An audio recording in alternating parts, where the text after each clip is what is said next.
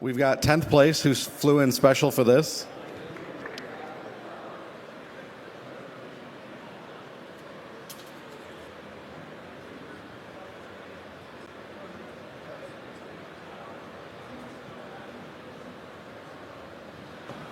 Oh, that worked nicely. Oh, you got it? Okay. He's a pro. Everyone. So I just landed an hour ago. I'm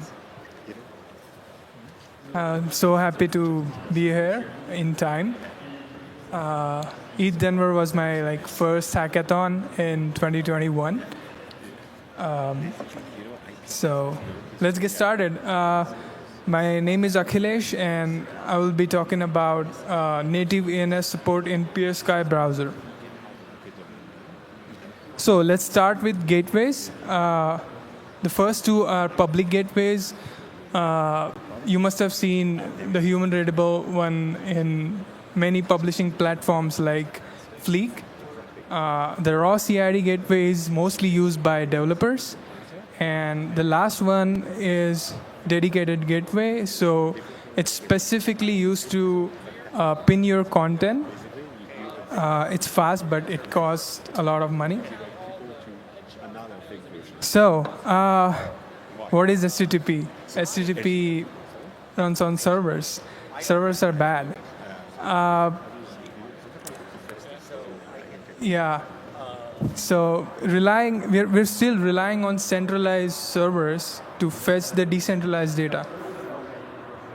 So Peersky takes a different approach.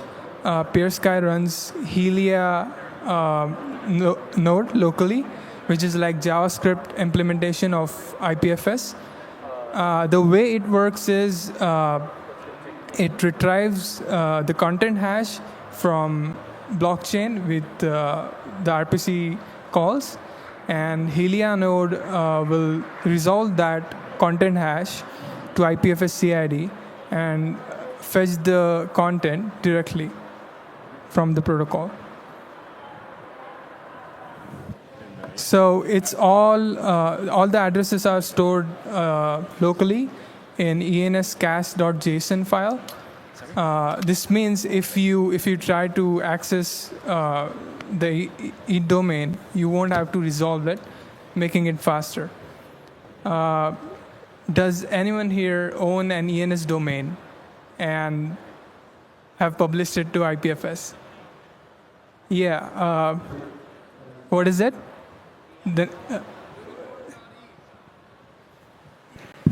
He said unicorn.eth.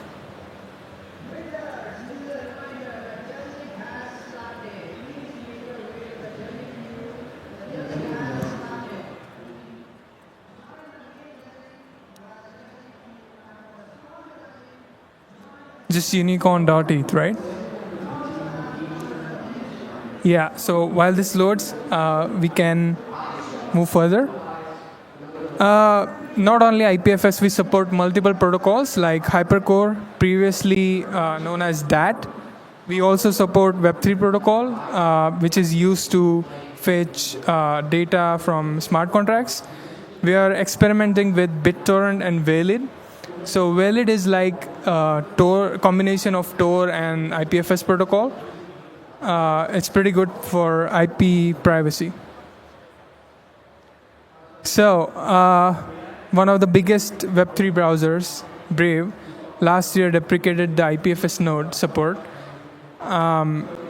This means they are still using gateways, and now we have handful of peer-to-peer web browsers.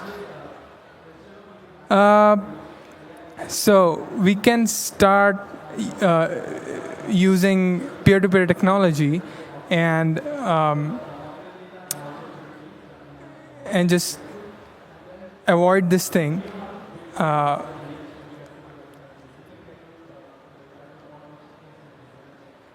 Like, the better we participate in network, the stronger it gets. So instead of relying on centralized point of failures like HTTP gateways. Lastly, I want to talk about distributed press. So if you have a website and if you want to publish it to IPFS, you can use distributed press. So you don't need any account. You don't. There's no paywall. You can just throw a GitHub action, and it will work. So after publishing after publishing your website, you'll get mutable identifier, which later you can link it to your traditional DNS domain, or if you own .eth domain, you can just link it to your ENS registry. So one relevant example I would like to share is we have recently published distributed uncensorable frontends to receive donations from cryptocurrency. It's so simple, static, and it just works. So you can just fork this repository, make changes, and publish it to the web. So the version 1 beta is out. You can download and install it on peersky.p2blabs.xyz. If you have any questions, I'll be at the back, and feel free to come and just grab some stickers. Yeah. Thank you so much, and happy decentralizing. Thank you. Oh, and if you can zoom the camera, we just loaded.